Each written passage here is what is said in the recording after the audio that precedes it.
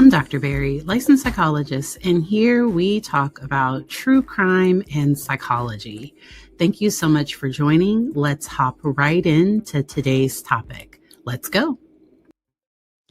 Welcome. Today we are going to be talking about the Brian Walshe trial. I have been following it with Emily D. Baker, and then, of course, catching the quick updates that Kathy from Gossip Rumor and Innuendo does. And this case, so I watched opening statements, and if you need a background to this case, it is down in the description. I also have my prior coverage of his plea agreement. Not plea agreement, but his plea change, because he initially was pleading not guilty to all 3 counts. And then right before trial, as they were doing I think they were about to do jury selection, he decided to plead guilty to 2 of the counts. The evidence in this case is strong, even though they don't have Anna Walsh's body. Anna was his wife, and I think information about, like, I guess she might have been having an affair, but that is what it is.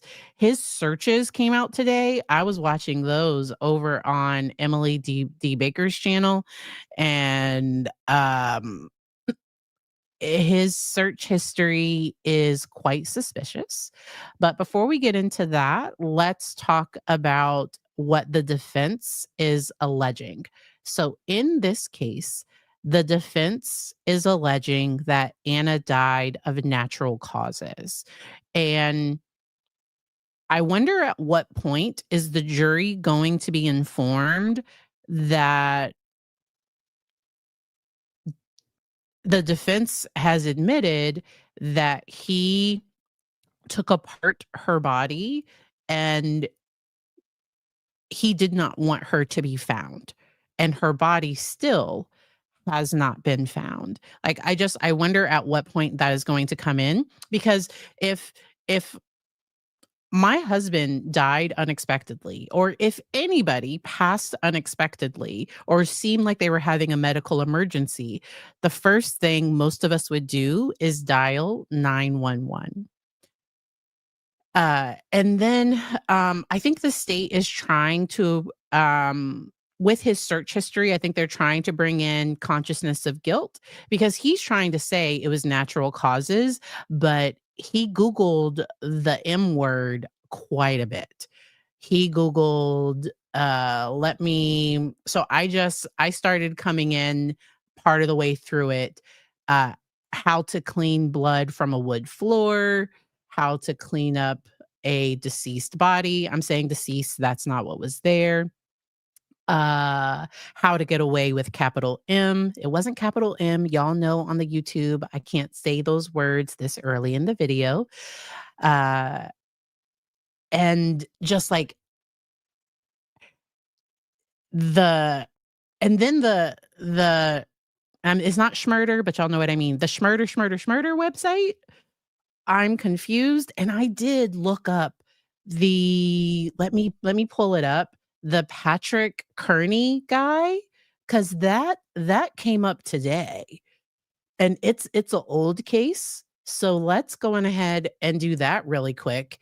He Googled this gentleman. Let me share my screen, so you all don't have to Google. So don't do crimes, and just don't do crimes. In my opinion, my personal thoughts, his search history is quite suspicious.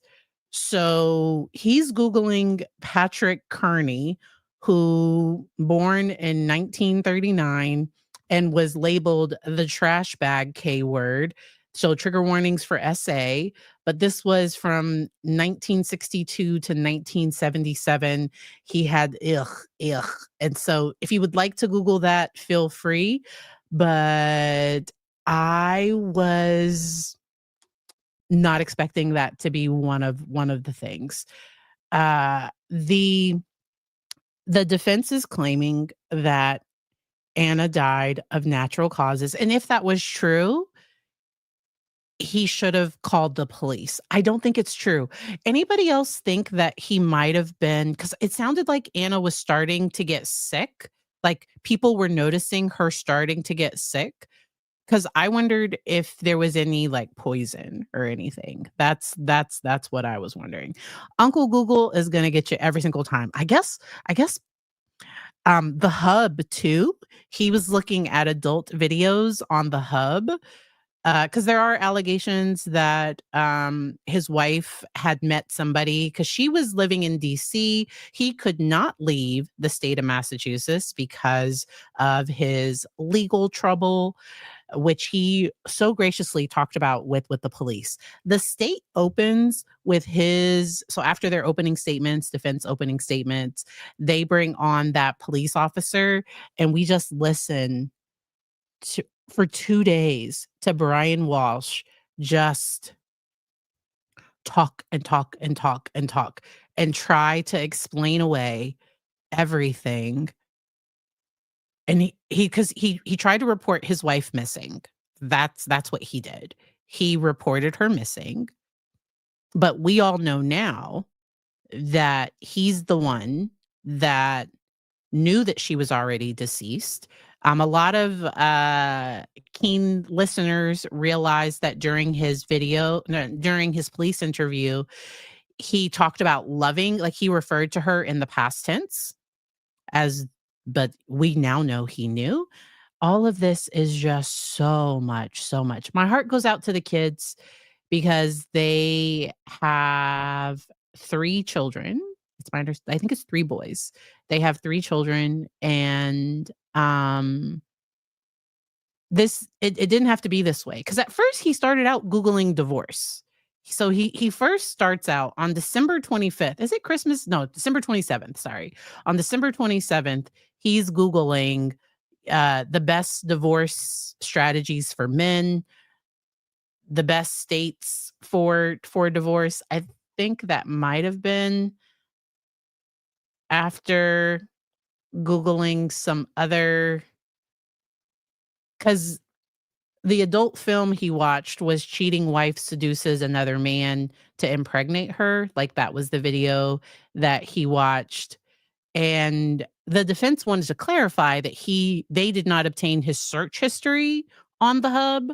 What they did instead was they just had the video that he clicked. You suspect poison too. That's what I suspect, and I don't know it's for true. Complete suspicion on my part.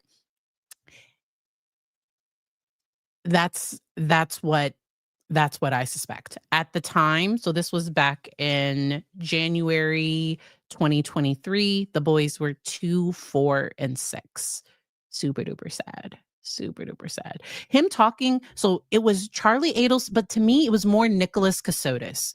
So Nicholas Cassotis, he was the one that blamed everything on Jimmy. So I did watch over on Paul, reporting live from my sofa. He's another one that is streaming this trial live. And we were in the chat talking, because I couldn't listen to Brian Walsh for more than 30 minutes. I was about 30 minutes in, and I was just like, I can't.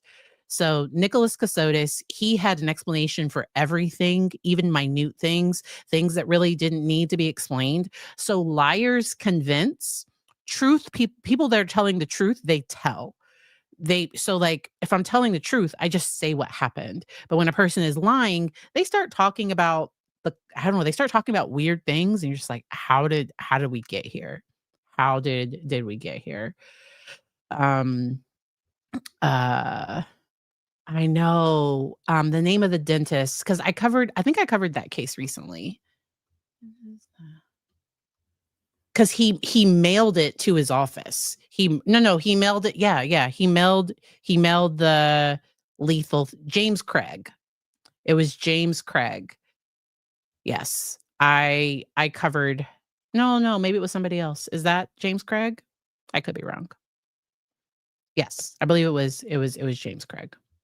All right. Sticking with the recaps. I don't blame you. It's a lot to watch. Um there are some people doing phenomenal recaps on this one. Just before I went live, I saw that lawyer, that Peter did a video on the searches, because the searches, it was long. I didn't even listen to all of the searches, because it was just incredibly long. Um let's see. Um and the to me, the state is doing, a decent job. I do wish that they had the PowerPoint game of uh the team that convicted the Adelsons. I really wish their like visual game was more on point. And I don't know if there's anything about Massachusetts and using visuals in court, but a visual would be so helpful following all of these things. Listening to James Craig go on, knowing that he is lying. And the defense has admitted that he lied to the police and that he lies. I do wonder if he's going to take the stand. And so let me do a poll real quick. Let me just log in to do a poll really, really quick. All right, here we go. So let's add a poll. Uh-oh. Here we go. Trying to do too many things at one time. Here we go. Let's do a poll. Do you think he will testify? Yes or no? Let me know, let me know. I think Brian Walsh is definitely going to want to testify. Oh, so a lot of people are thinking with the defense he's doing that he will have to get on the stand. I don't know that he's gonna do well on the stand.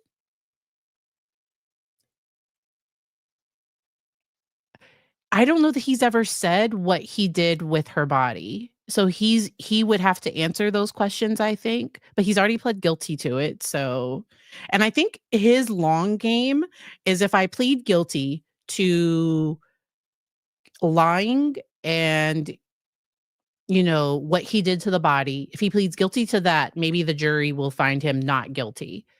Uh-oh, did the poll not go up? Am Okay, yes, yes. So it's definitely up because I'm seeing 70 is currently at 77% yes, 23% no. So it should be in the live chat.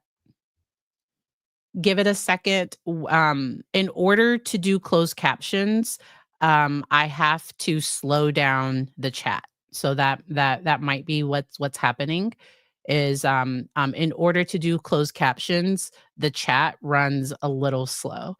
I try to make the channel accessible, and so if you type in your question and it takes a minute for it to pop up, in the chat, it's because the chat is slowed down just a little bit for closed captioning. Okay. All right. uh Robert Tellis, he was another one, but he tried to say he didn't do it. This is going to be interesting because I think Brian Walsh is going to try to definitively say he did not do anything to his wife. I think that's what he's going to try to say, but we already know that he lies. And so if I was on the jury, his credibility would already be shot for me. The Commonwealth does need to prove premeditation if it's first degree. And so I think that's why they brought up the December 27th, because I think they believe Anna died on somewhere between New Year's Eve to New Year's Day. Like I think they're thinking something happened. My understanding, and I haven't watched every moment, um 12:31 to early morning, because it seems like she's deceased by January 1st, because that's when a lot of his murdery searches start. And he used those words. I'm not, like, that's not my assumption. He used some of those words. Uh Somebody said, oh, yeah, he's definitely self-centered. He definitely thinks very highly of himself, and I think I think he wants to give his side of the story and do what he can do for his defense. I think he'll want to get up and say something. He is not a good liar, I don't think, which is fine. Um, uh, he was really interested in cleaning everything up and not leaving which I but just don't do crimes. It makes it so much easier to just not do crimes.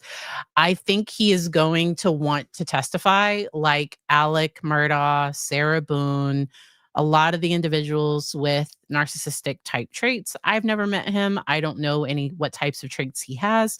He comes off as somebody that seems quite entitled, quite full of himself. I think he thinks he's great. And we will see if he takes the stand. And then also, like I don't know what he has to lose with taking the stand. We know and his attorney just can't suborn perjury. So if he's telling his attorney, "I didn't do it.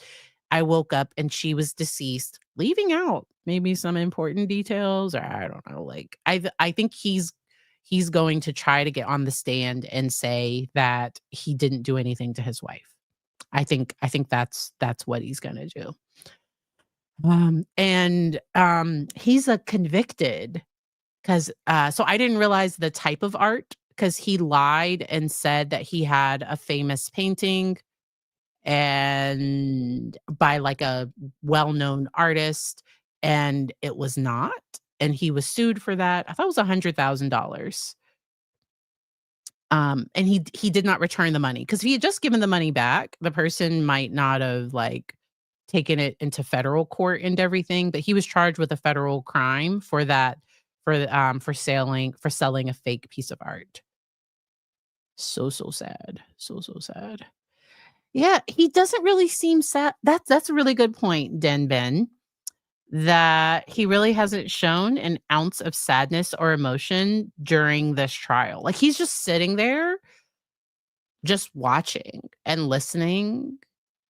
Uh, he doesn't seem sad that his wife is gone. Whoa, somebody said he stole money from his mother, from his own father? I don't know. I never thought anyone could be worse than Charlie Adelson. So I could actually listen to Charlie, but part of it is because Charlie was entertaining. Brian was boring to me. Was anybody else just like, like it was just exhausting listening to Brian go on and on about a whole heck of nothing. Charlie was it was amusing to listen to Charlie. I don't know. I thought I thought but it was painful. It was painful to listen to Charlie Adelson. Ooh, somebody thinks his children might be in state custody. That is sad. I don't know. I don't know anything about that. Um, and they don't have a body, so they can't do if he didn't cause her death and exactly. Well, and he made sure there's no autopsy because we don't have the body. Exactly, Bandy. We do not have the body, and so we can't do that. Okay. Yeah, people mentioned wow.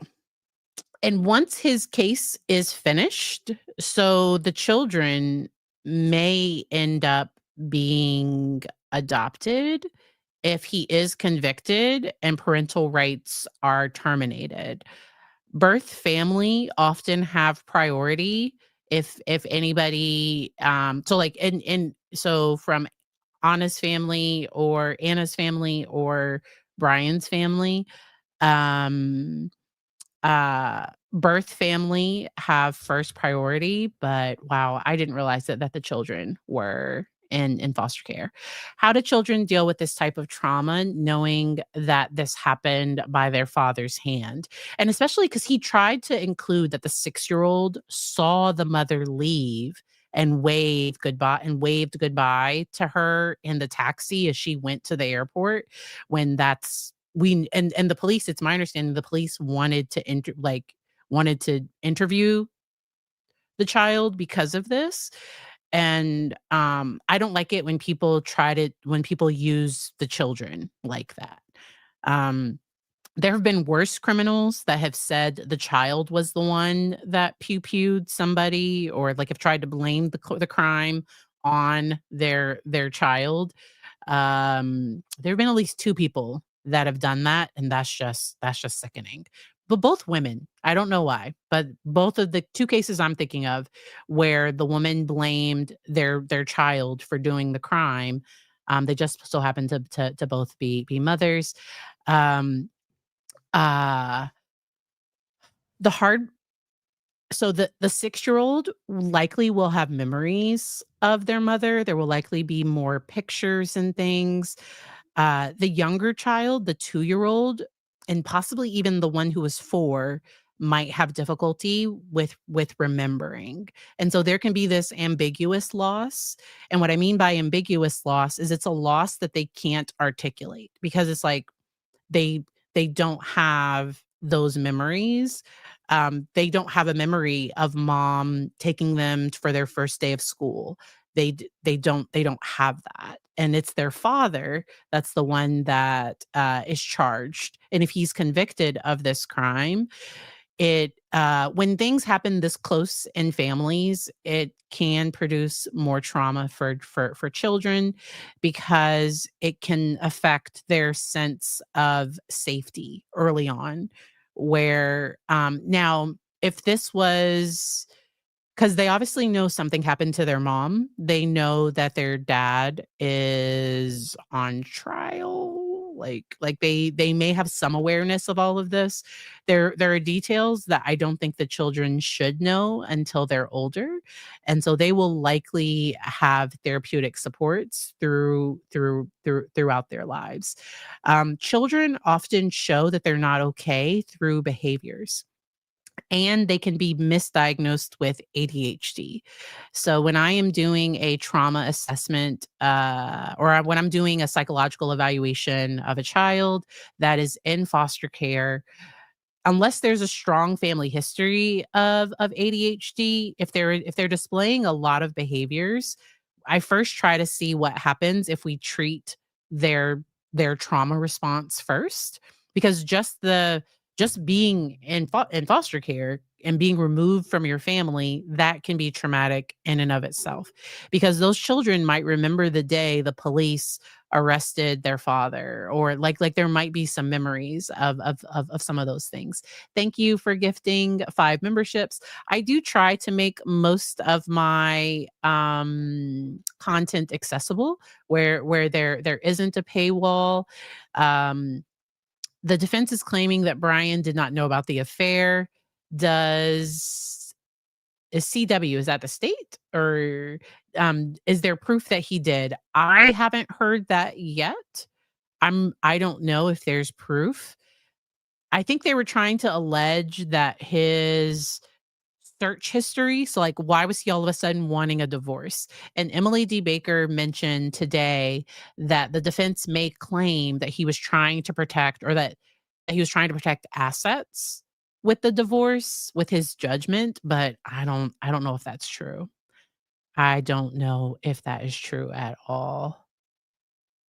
Oh, the children were separated. Ah, that is, and sometimes they can't find a home for all.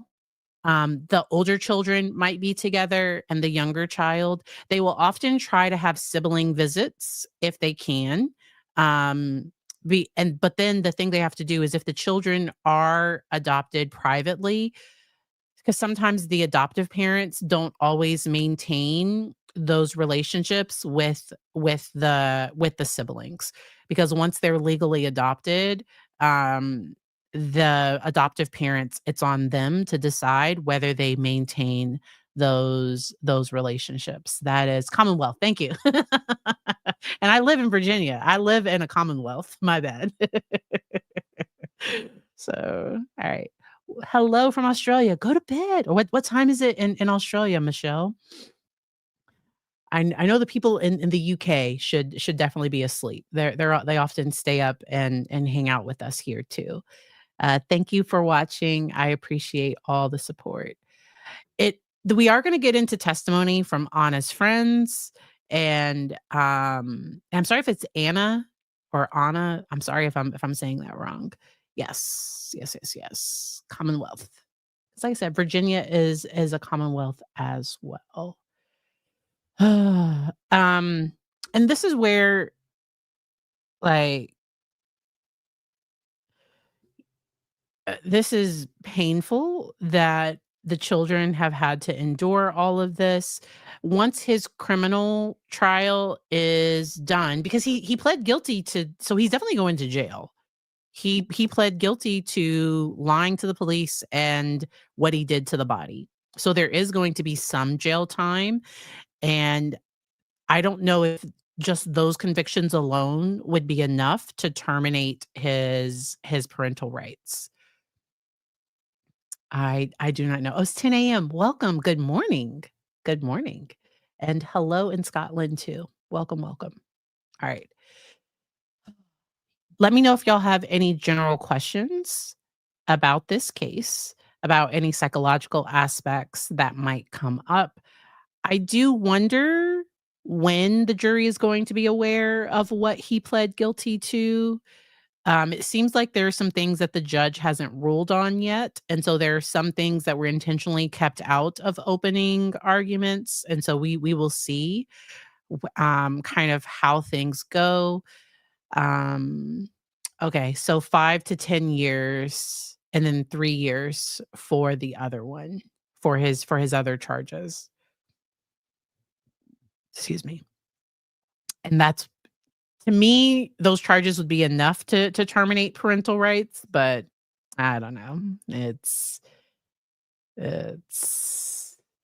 and his Google searches was he was trying to get away with murder. Like, that's what his Google searches say. Like, one of the things he Googled was, "Can you be charged with murder without a body? Murder conviction without a body. Identify body with broken teeth. Disposing of a body in the trash." Like his Google searches are super suspicious. Is it possible to get trace DNA from a knife? How long does DNA last? And to me, his searches do not suggest her that she died of natural causes. Those are just my thoughts from listening to the pieces of the trial I was able to catch. He was exhausting. What are my thoughts of Brian talking and talking and talking? I couldn't get through it. Y'all. He went on and on about nothing, and we all know that he was lying. And I wonder if his team encouraged him to plead to something so that maybe the jury might think he's an honest person, and he admitted to doing these 2 things, but he's saying he didn't do the murder, but it's it seems super, super suspicious to me. Super duper suspicious. So depending on the situation, if they're still in foster care, there might not have been an appropriate relative. So I don't know this case. I don't know the situation. Sometimes family members aren't able. So sometimes grandparents, they're not able to step up because maybe somebody has a medical condition or they're just not in a place to do it. I don't know why the kids are in foster care. Do I think he has a personality disorder? And so individuals, narcissism is a spectrum. All personality is a spectrum. And um the snapshot that I have of him is just of, like, his worst moment. Was he, cuz he was attacked in jail. 'Cause he was attacked in jail. I wonder if he was running his mouth. I don't know what happened, but he was, with a knife, uh, and he's claiming that he had some, because he ended up going for a competency evaluation in a mental health hospital. He was found competent. His attorney was concerned that he was slow to respond to questions and all of these things. We did not get a diagnosis. So, and then sometimes even when a psychologist does a diagnosis, we don't always get all of, um, if I had met Sarah Boone, I probably would have diagnosed narcissistic personality disorder. Everybody was very generous with her, and because one person thought that he didn't meet full criteria. I think he I think he received some treatment, so I think he was definitely attacked. I think he definitely was. He just comes off a certain way, but this is we're looking at him after the crime. And a lot of things from his personality seems like, because like the being the fraudster, so often, have you ever met a car salesman? No hate to if anybody is a car salesman in the chat, but to me car salesmen often come off a little bit narcissistic, not always. One of my favorite uncles is a car salesman, and he's just like good at networking. Like he doesn't put off this air that he knows everything and he's the biggest and the best. But, there are some positions that it's like, ugh. People tend with certain personality traits, tend to be, like, attracted to certain jobs.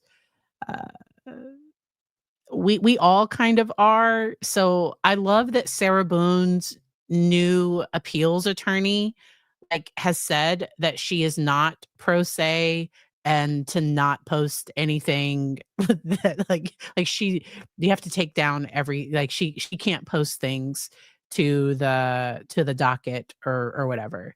Um uh her attorney is trying to set boundaries with her, I'm sure. Sarah does not like boundaries and pushes them all to the nth degree. And so um yeah. I like Lawyer Lee. Let me see. Where's for some reason the comment there we go. I watched Lawyer Lee last night and she suggested the state is concerned the jury will take it as a sign of credibility. I agree with that, and I think that's why the state is opening with all of his lies. So normally the defendant's interview would be played later. Like normally you would start with some other evidence. The fact that the state decided to start with all the lies he told, I think that was so that I wonder if they were trying to get the jury to be like, "Oh my gosh, like this, what in the world? What is going on here?" What do you think of him holding on to rosary beads? I personally think they're a prop. I don't disagree. And I saw so I must have missed the pictures of him holding on to them. Um, I wonder if they're I don't know that they would ask the jury about their religious beliefs.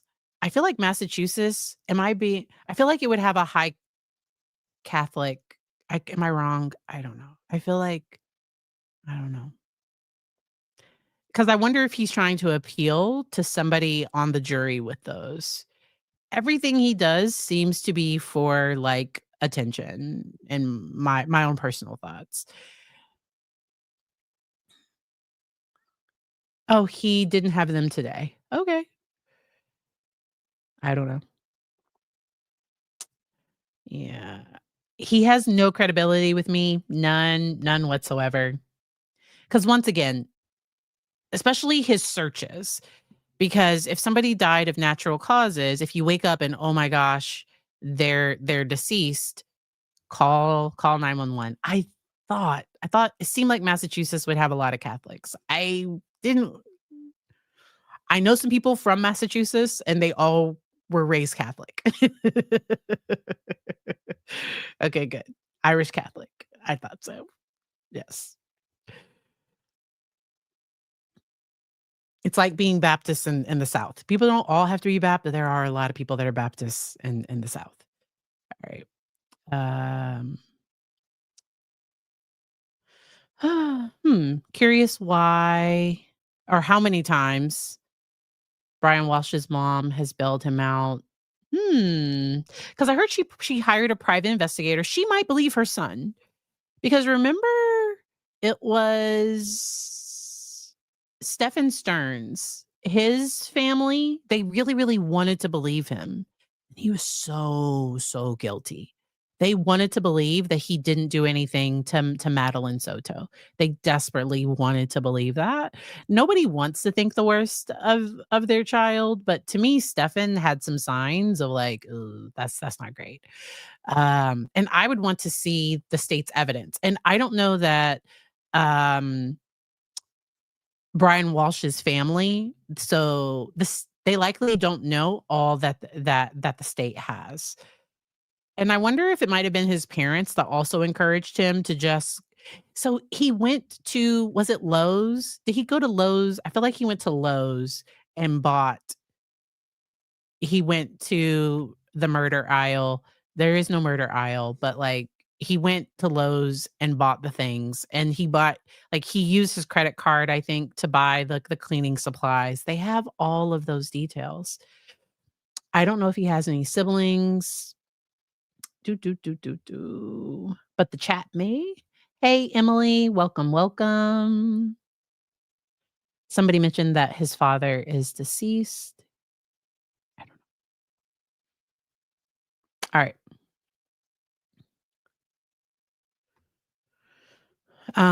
That's interesting how they get diagnosed with that instead of PTSD in those instances. I'm wondering about ADHD or PTSD in children, or I wonder if you're talking about something else. Not sure.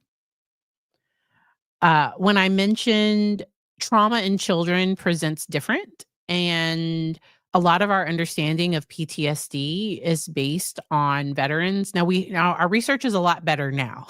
So and the DSM-5 edited the criteria, so they made changes to the criteria for PTSD for children because children with known confirmed histories of trauma were not meeting criteria for PTSD. There is like other trauma, stressor related disorder. Um, and I've met with kiddos that sometimes if they didn't view what they went through as traumatic, and so often with neglect cases, sometimes depending on the severity. So like the extremely severe cases where people are like had literally had no food. I don't know, like sometimes in those very severe cases, yes. But sometimes for the cases where there's lack of supervision, kids just kind of came and went as they pleased. Maybe there was exposure to parental substance abuse. Sometimes with those cases that are clearly trauma, sometimes the kiddo isn't having flashbacks. They're not exhibiting some of those more classic trauma symptoms, but they may struggle with more defiant behavior because they weren't parented. And so I often make attachment and trauma recommended recommendations. Cool. You have your rosary in front of you. That's cool. We're going to keep an eye on it. We are going to keep an eye on it. It does seem like the jury is definitely paying attention. Uh, and we will see where things go. We'll see. We'll see where things go. Um, I like how somebody mentioned earlier that Brian doesn't seem to be showing like sadness or grief about his wife. But if he takes the stand, I wonder if he will. I wonder if he'll try to cry. I don't know. Like we'll see what happens with that. I will definitely cover it. If he testifies, we will have to take a look at it. It's going to be exhausting. So I'll have to pick clips cuz he seems like he's a bit of a talker. I could imagine it going on for a while. And dissociation in kids can be misinterpreted as inattention, but it's actually dissociation or being disconnected. And so, yes, I do hope that Anna, is not Anna? Is it Anna? Okay, good. Anna. I do hope that Anna gets justice. Yes, yes, yes. I do hope so. I do hope so. I have to mute the defense. I can't stop. Aw. The defense does speak rather loud, and so, both, I don't know. I appreciate you all watching. We will be live again on Saturday around 1:30, 2 p.m. I normally have it scheduled by around 12 p.m. Eastern, sometimes earlier. So you'll know the definite time once I have it scheduled. I agree with you, Marissa. Who does this when somebody dies of natural causes and then searches like how to get away with murder? Like, that's not exactly what he searched, but that's the gist of it. And so we will continue to follow this one. I hope you all enjoy the rest of your evening. I am watching Pinocchio on it's a K-drama. Y'all know I've been loving K-dramas. It's what? And so I'm gonna finish watching that show after this. I will have to check the email. If it was about a specific case, I might have missed it.